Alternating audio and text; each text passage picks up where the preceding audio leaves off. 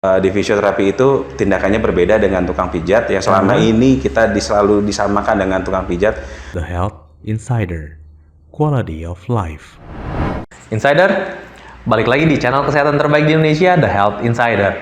Sekarang kita mau bahas mengenai hal yang agak-agak unik nih ya. Pijat bersertifikat. Tukang pijat bersertifikat. Mengenai fisioterapi. Yuk kita ikutin aja. Oke, sekarang di sini ada Mas Adit. Halo Mas Adit. Halo, Apa kabar nih? alhamdulillah sehat. Oh, makin keren nih kayaknya potong rambut ya. Habis kena razia. Razia potong rambut. Ya, razia rambut gondrong ya akibat pandemik gitu ya. Jadi razia rambut gondrong. Mau nggak mau harus dipapas. Oke, Mas Adit ini sebagai fisioterapis atau apa nih? Ya, saya kebetulan sudah menjadi fisioterapi sudah hampir kurang lebih masuk tahun ke-11 ya, 11 menjadi tahun. seorang fisioterapi.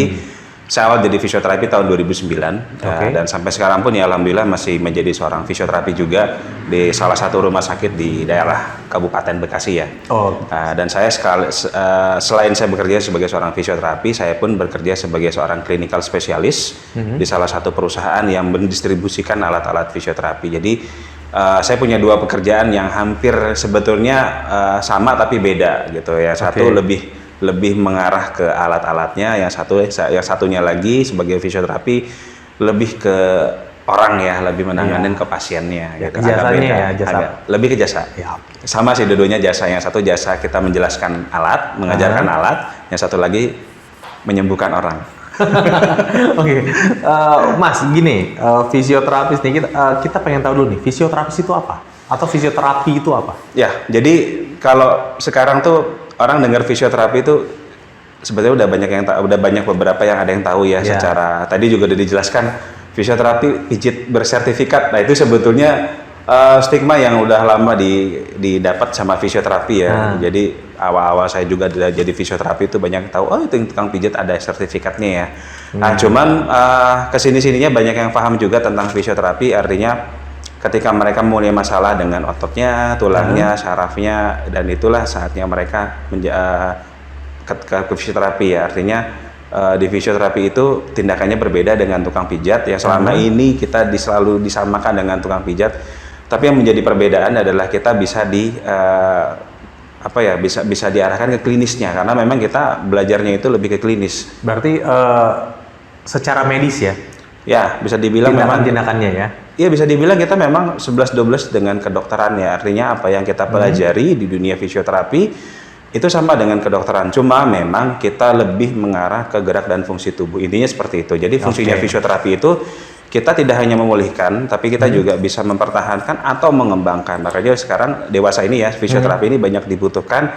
Contohnya di olahraga, salah satunya di klub-klub sepak bola. Mungkin teman-teman juga pernah lihat ada di sepak bola atau di basket itu ada salah satu klinikalnya atau orang medisnya, salah satunya fisioterapi. Nah, fisioterapi itu tugasnya bukan hanya menyembuhkan si pemain, tapi juga si pemain ini punya potensi, misalkan pemain bola, dia punya potensi misalnya larinya cepat. Nah, si fisioterapi sudah tahu nih, oh berarti dia butuh latihan yang seperti ini untuk mengembangkan potensinya supaya larinya lebih cepat lagi. Atau yang dia bisa agility-nya atau speed-nya atau geraknya lebih lincah. Nah, fisioterapi juga bisa membantu untuk meningkatkan hal-hal yang tadi. Ya, saya juga kebetulan sekolah olahraga nih. Iya.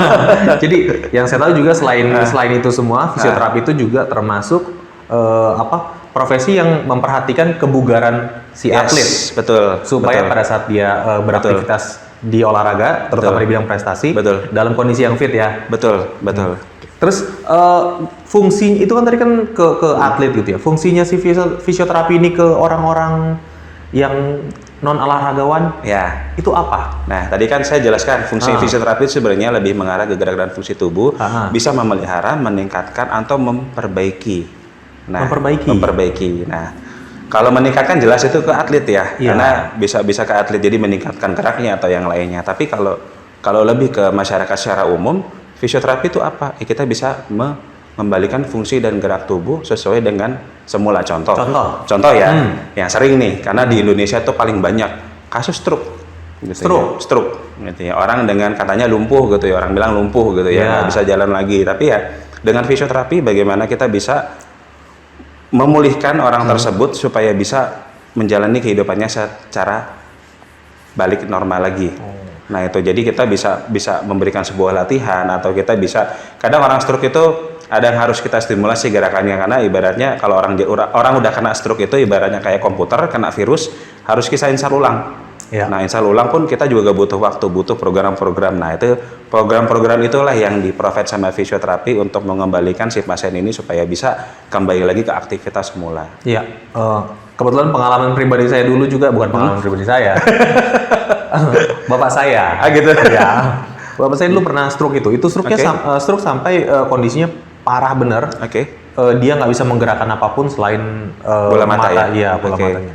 Itu kurang lebih berapa bulan itu dia di tempat tidur begitu kan.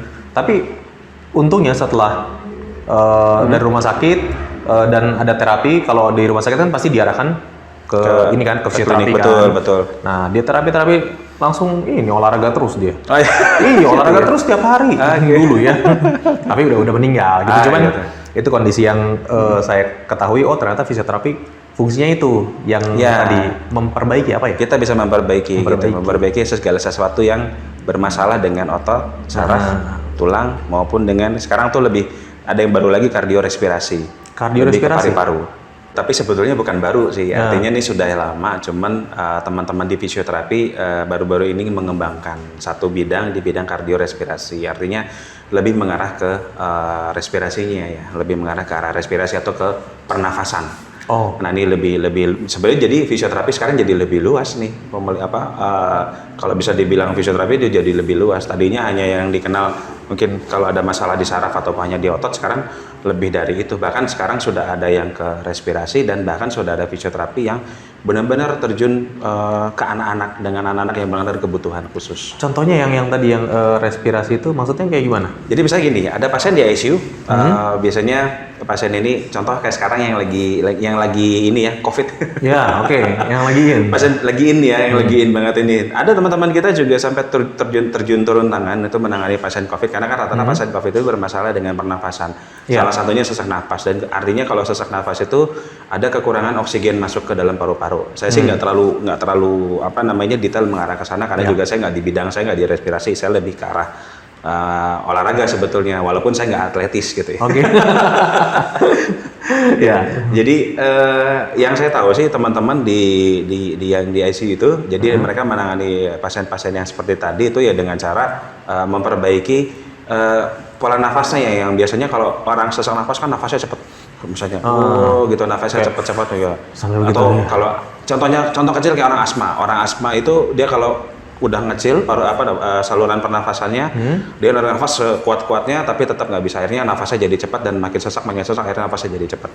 Nah kita memperbaikinya bisa teman-teman tuh biasanya memperbaiki relaksasi di bagian otot pernafasannya, kemudian juga bisa dengan ada beberapa teknik bisa sampai mengatur pola nafasnya supaya nafas yang tadinya cepat bisa jadi lebih relax. Nah itu ada beberapa teknik yang kalau saya nggak salah ingat ada di beberapa teknik teman-teman di kardiorespirasi itu melakukan itu dengan pasien-pasien yang mengalami tadi sesak nafas atau nafasnya menjadi cepat. Nah tapi tadi tuh sempat ngomong tuh yang mengenai asma. Memang fisioterapi ini juga bisa untuk orang asma? Iya.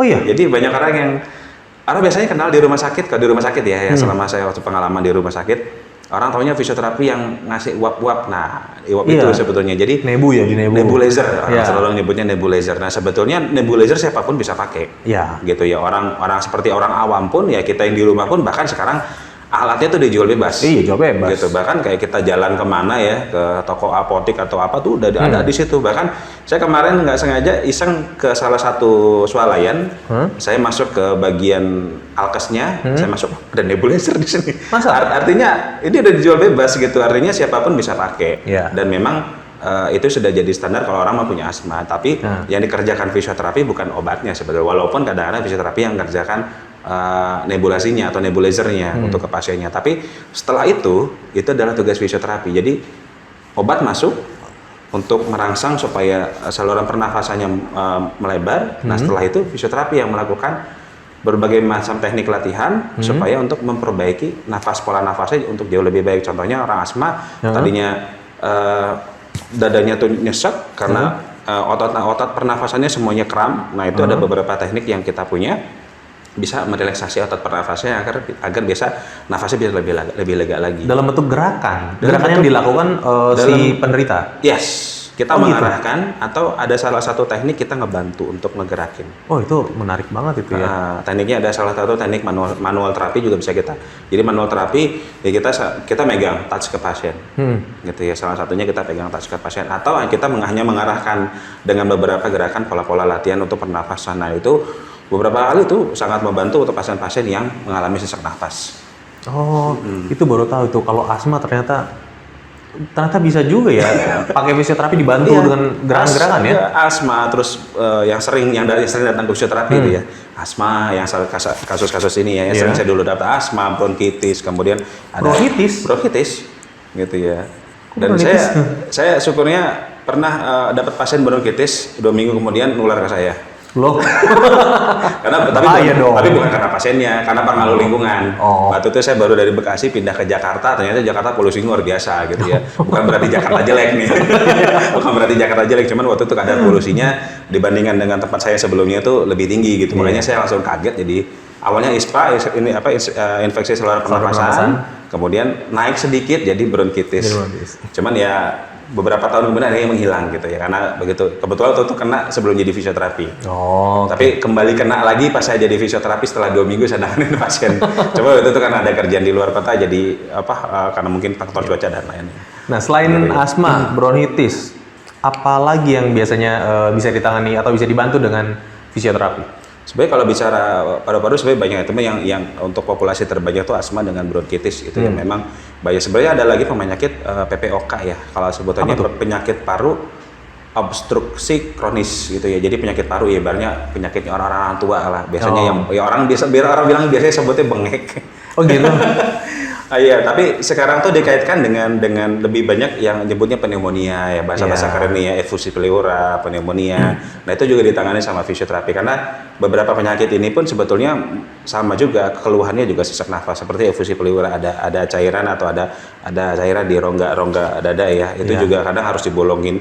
Tapi ada teknik fisioterapi yang bisa membantu itu supaya si pasiennya itu nafas itu nggak terasa terbebani gitu ya.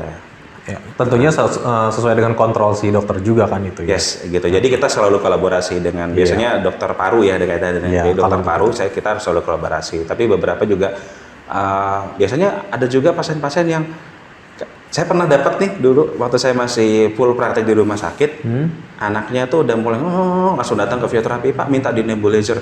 Lu udah dapat saran dokter belum? Enggak, biasanya memang udah langsung Pak. Jadi kadang udah masyarakatnya tuh udah tahu, oh kalau anak saya atau saya ngerasa sesak nafas, saya harus ke fisioterapi, harus dinebulasi dan harus dikasih gerakan sama fisioterapi, dibantu gerakannya supaya lebih pelong lagi.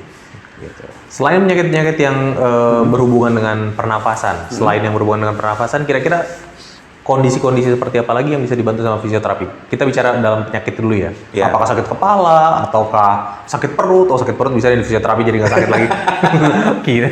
Kalau sakit perut sih saya saranin makannya jangan aneh-aneh.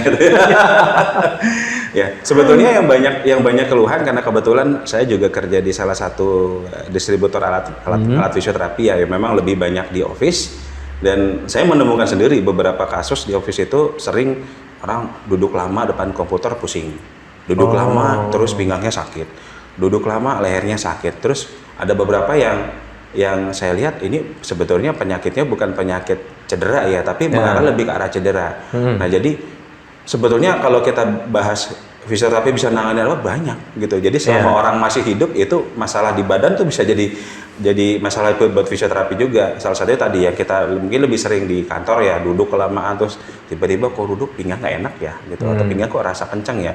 Udah gitu udah duduk lama depan komputer ngerjain laporan, abis itu dapat omelan atasan kencang. Nah, gitu. Itu mah stres. Iya, tapi kadang stres itu memicu permasalahan metabolisme tubuh kita juga karena kan tubuh kita kan ada namanya sistem endorfin, nyaman ya, membuat kita nyaman. Nah, begitu rasa nyaman kita menghilang, tubuh kita langsung bermasalah semuanya. Ya tadi rasanya pusing, tiba-tiba badan gak enak gitu. Terus ada ya terakhir biasanya rasa ingin cepat pulang biasanya. Habis dimarahin ada rasa ingin cepat pulang. Kapan nih jam selesai pulang kantor nih? Lihat dari jam 1 kok nggak bergerak-gerak gitu ya, begitu dilihat jamnya ternyata mati gitu. Oke, kalau begitu, selain penyakit itu kan tadi udah dijelasin. Ya. Kapan kira-kira orang harus menemui fisioterapis? Kok maksudnya?